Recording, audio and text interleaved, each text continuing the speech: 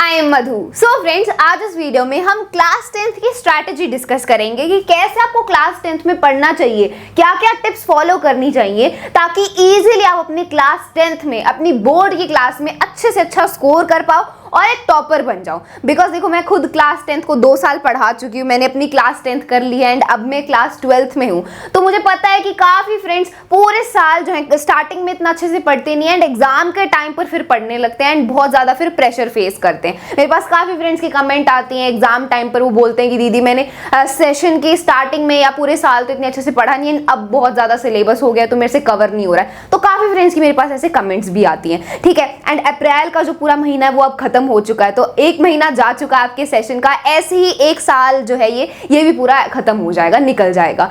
तो friends, starting से ही, session के स्टार्टिंग से ही पढ़ना, कंसिस्टेंटली थोड़ा थोड़ा पढ़ना, ये बहुत ही ज्यादा इंपॉर्टेंट है ताकि आप इजीली अपने सिलेबस को अच्छे से कवर कर लो एंड इजीली क्लास 10th में अच्छा स्कोर भी कर पाओ। तो आज इस वीडियो में पूरा हम यही अच्छे से डिस्कस करेंगे, कैसे आपको पढ़ना चाहिए, क्या क्या टिप्स फॉलो करनी चाहिए, कौन से सोर्सेज का आपको यूज करना चाहिए, सेल्फ स्टडी, ये सारी जो इंपॉर्टेंट चीजें हैं उनके बारे में हम आज डिस्कस करेंगे for class 10 students. Okay, so this video is going to be very helpful for you, so watch it till the end. So friends, start करते हैं। तो आपको करना क्या है स्टार्टिंग में? अब देखो, काफी मैं जानती हूँ काफी फ्रेंड्स हैं जिन्होंने अभी तक अपना सिलेबस इतना अच्छे से शुरू नहीं किया होगा, काफी फ्रेंड्स हैं जिन्होंने सिलेबस शुरू ही नहीं किया होगा एंड काफी ऐसे फ्रेंड्स होंगे जिन्होंने थोड़े बहुत 1-2 चैप्टर्स कर लिए होंगे, ठीक है। बिकॉज अभी पहला महीना ही था, ये अप्रैल का मंथ था, लेकिन अब अप्रैल भी आपका खत्म हो चुका है, ऐसे ही आपका पूरा साल भी निकल जाएगा। तो अभी से ही आपको अपनी जो सिलेबस है उसको कवर कर देना शुरू कर देना चाहिए ताकि आप कंसिस्टेंटली अगर साल की स्टार्टिंग से ही पढ़ोगे तो बहुत इजीली आप इजी फील करोगे एंड इजीली आपका जो सारा सिलेबस है वो कवर हो जाएगा पूरे सेशन में एंड आप लास्ट में एग्जाम के टाइम पर प्रॉब्लम भी बिल्कुल भी फेस नहीं करोगे। Okay, so it's very important कि आपको अभी से ही अपना जो सिलेबस है वो अच्छे से पढ़ना शुरू कर देना चाहिए। तो सबसे पहले आपको क्या करना है, अपने सारे सिलेबस से गो थ्रू करो। आपका जितना भी सिलेबस है, math, science, English, Hindi, SST, जितनी भी आपके पास सब्जेक्ट्स हैं, काफी 5 सब्जेक्ट्स तो सबके पास हैं, काफी फ्रेंड्स के पास एडिशनल सब्जेक्ट भी होता है, कंप्यूटर साइंस, IT या और कोई लैंग्वेज है। तो जितने भी आपके सब्जेक्ट्स हैं, सारे सब्जेक्ट्स के सिलेबस को एक बार गो थ्रू करोगे, कितने चैप्टर्स हैं आपके हर एक सब्जेक्ट में, उन चैप्टर्स में कितने टॉपिक्स हैं एंड लेटेस्ट सिलेबस देखो, ठीक है। बिकॉज आप जानते हो कि जो CBSE है उसने आपका सिलेबस पूरा अपडेट कर रखा है, रिड्यूस कर दिया कुछ टॉपिक्स को, तो अपडेटेड सिलेबस आपको पूरा अच्छे से देखना है एंड जो बुक्स हैं वो भी अपडेटेड खरीदनी है, ठीक है।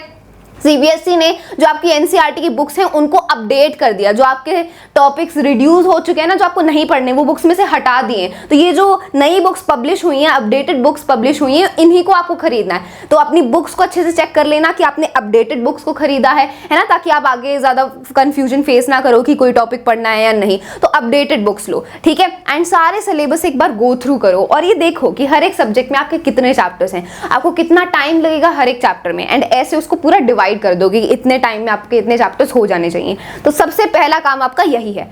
फिर बात आ जाती है कैसे आपको अपने चैप्टर्स को पढ़ना है, ठीक है। आपने अपना पूरा सिलेबस देख लिया, आपके इतने चैप्टर्स हैं एंड इतने सब्जेक्ट्स हैं। अब आपको चैप्टर्स को पढ़ना कैसे है, आपको NCERT की रीडिंग करनी है। देखो, NCERT इज गॉड। आप क्लास 10th में हो तो NCERT सबसे ऊपर आती है, NCERT से ऊपर कुछ भी नहीं है। आपको एक चैप्टर आप पढ़ना शुरू कर रहे हो तो सबसे पहले आपको NCERT की लाइन बाय लाइन रीडिंग करनी है, बिकॉज NCERT की किसी भी लाइन से कैसे भी क्वेश्चन पूछा जा सकता है। एक्टिविटीज में से, बॉक्स में जो इंफॉर्मेशन गिवन होती है, NCERT किसी भी लाइन से कहीं से भी क्वेश्चन आ जाता है। तो NCERT की रीडिंग बहुत इंपॉर्टेंट है। एक pencil low, line by line reading करो, इंपॉर्टेंट लाइंस को या वर्ड्स को आप अंडरलाइन कर सकते हो, ठीक है। एंड साथ साथ में वहां पर आप थोड़े थोड़े अपने नोट्स बना सकते हो अंडरलाइन करके, है ना। तो वो छोटे छोटे पॉइंटर्स आप लिख सकते हो NCERT में जब आप रीडिंग कर रहे हो। तो NCERT की रीडिंग बहुत ज्यादा इंपॉर्टेंट है, बिकॉज देखो NCERT जो है उसी से जो CBSE है वो क्वेश्चंस बनाती है आपके बोर्ड एग्जाम्स में। तो NCERT तो मेन बुक है आपकी, वो तो आपको करनी है। अब कई बार ऐसा होता है कि NCERT कुछ टॉपिक्स हमें समझ में नहीं आए हैं या कोई टॉपिक हमें समझने में मुश्किल हो रही है, तो फिर आप क्या करोगे, वीडियोस देखोगे। आप जानते हो यूट्यूब पे काफी सारे ऐसे यूट्यूब चैनल्स हैं जो वीडियोस अपलोड करते हैं हर एक चैप्टर के, एंड हमने भी अपने चैनल पर क्लास 10th के हर एक सब्जेक्ट के सारे चैप्टर्स के जो फुल एक्सप्लेनेशन की वीडियोस हैं, रिवीजन की वीडियोस अपलोड कर रखे हैं, ठीक है। तो वीडियोस आप देख सकते हो। अगर आपको कोई टॉपिक अच्छे से समझ में नहीं आता, आपको उसको और अच्छे से समझना है तो, ठीक है। तो ऐसे आपको अपने हर एक चैप्टर को कवर करना है। NCERT की रीडिंग प्लस फुल एक्सप्लेनेशन की वीडियोस जो यूट्यूब पे हैं या किसी भी वीडियोस आप देखना चाहो वो आपकी मर्जी है, ठीक है। अब आपको जब आप एनसीईआरटी रीडिंग कर रहे हो तो आपको अपनी कंसेप्ट अंडरस्टैंडिंग पर ध्यान देना है। देखो अभी आप क्लास 9 तक जो था आपका रट्टाफिकेशन वाला पूरा सिस्टम था, क्वेश्चन आंसर्स टीचर्स लिखवाती थी नोटबुक में, उनको आप लर्न करते थे एग्जाम से पहले एंड देन एग्जाम में वही क्वेश्चंस आते थे, उनके आंसर्स आप लिख के आ जाते थे। अब क्लास 10th में ऐसा नहीं होने वाला है, ये रट्टाफिकेशन का जो सिस्टम है ये खत्म हो चुका है कंप्लीटली। अगर आपने कंसेप्ट को अच्छे से समझ लिया ना, प्रैक्टिकली उसको समझ लिया, तभी आप क्वेश्चंस को आंसर कर सकते हो। बिकॉज सीबीएसई जो क्वेश्चंस बनाती है वो अपने आप बनाती है, वो सिर्फ आपके बुक वाले क्वेश्चंस नहीं होते। उन क्वेश्चंस को आप तभी आंसर कर सकते हो जब आपने कंसेप्ट को समझा है, अच्छे से खुद अंडरस्टैंड कर लिया है, तभी आप उनको आंसर कर सकते हो एंड अपना आंसर बना पाओगे। ठीक है, तो आपको क्लास 10th में क्या करना है, कंसेप्ट अंडरस्टैंडिंग पर फोकस करना है, ना ही क्वेश्चन आंसर्स को रटना है। क्वेश्चन आंसर्स की प्रैक्टिस जरूर करनी है, प्रैक्टिस बहुत इंपॉर्टेंट है, लेकिन उन्हें रटना नहीं है। आपका मेन फोकस होना चाहिए कंसेप्ट अंडरस्टैंडिंग। कंसेप्ट समझ लिया तो फिर आप किसी भी क्वेश्चन को आंसर कर सकते हो। ठीक है, अब कई बार ऐसा होता है जब एनसीईआरटी की हम रीडिंग कर रहे होते हैं, उससे चैप्टर समझ रहे होते हैं, तो हमें एनसीईआरटी की लैंग्वेज समझ नहीं आती। बिकॉज होता है ऐसा, काफी डिफिकल्ट वर्ड्स का यूज करते हैं या फिर हमें समझ में ही नहीं आती है एनसीईआरटी की लैंग्वेज। तो फिर आपको क्या करना चाहिए, तो फिर आप रेफरेंस बुक का यूज करोगे। काफी फ्रेंड्स को रेफरेंस बुक में भी डाउट रहता है कि दीदी एनसीईआरटी के साथ हमें रेफरेंस बुक लेनी चाहिए या नहीं लेनी चाहिए, कितनी रेफरेंस बुक लें, कौन सी रेफरेंस बुक लें। तो देखो एनसीईआरटी के साथ एक रेफरेंस बुक आपके पास होनी चाहिए, वो जरूरी है, लेकिन एक रेफरेंस बुक ही इनफ है। एक से ज्यादा रेफरेंस बुक अगर आप लोगे तो फिर आप किसी एक भी बुक को अच्छे से नहीं पढ़ पाओगे। इसीलिए एनसीईआरटी के साथ आपके पास एक रेफरेंस बुक होनी चाहिए। बिकॉज रेफरेंस बुक से क्या होता है, हमें एनसीईआरटी की जो भी लैंग्वेज हमें समझ में नहीं आ रही है वो साथ साथ में समझ में आती है। उसमें क्वेश्चंस होते हैं जिनको हम प्रैक्टिस कर सकते हैं, है ना, रिवीजन के लिए नोट्स वगैरह होते हैं, तो रेफरेंस बुक से काफी ज्यादा हेल्प होती है। तो इसलिए एनसीईआरटी के साथ आपके पास एक रेफरेंस बुक होनी चाहिए। अब कौन सी रेफरेंस बुक हो, क्योंकि काफी सारी पब्लिकेशंस की रेफरेंस बुक है, तो मैं आपको रिकमेंड करूंगी ओसवाल की रेफरेंस बुक। वो आप सभी क्लास 10 स्टूडेंट्स के लिए बेस्ट है। एंड ओसवाल की जो रेफरेंस बुक मुझे इसलिए बेस्ट लगती है बिकॉज उसमें अपडेटेड सिलेबस है। जो आपका 2023-24 का बैच है, इसका जो अपडेटेड सिलेबस है ना, वो आपकी ओसवाल की बुक में गिवन है। तो आपको सिलेबस की कोई कंफ्यूजन नहीं होगी कि कौन से टॉपिक्स आ रहे हैं, कौन से टॉपिक्स नहीं आ रहे। अपडेटेड सिलेबस है, इसमें हर एक चैप्टर वाइज आपको सॉल्व्ड पेपर्स गिवन है, जिनमें से आप क्वेश्चंस को प्रैक्टिस कर सकते हो, उनके आंसर साथ साथ गिवन है।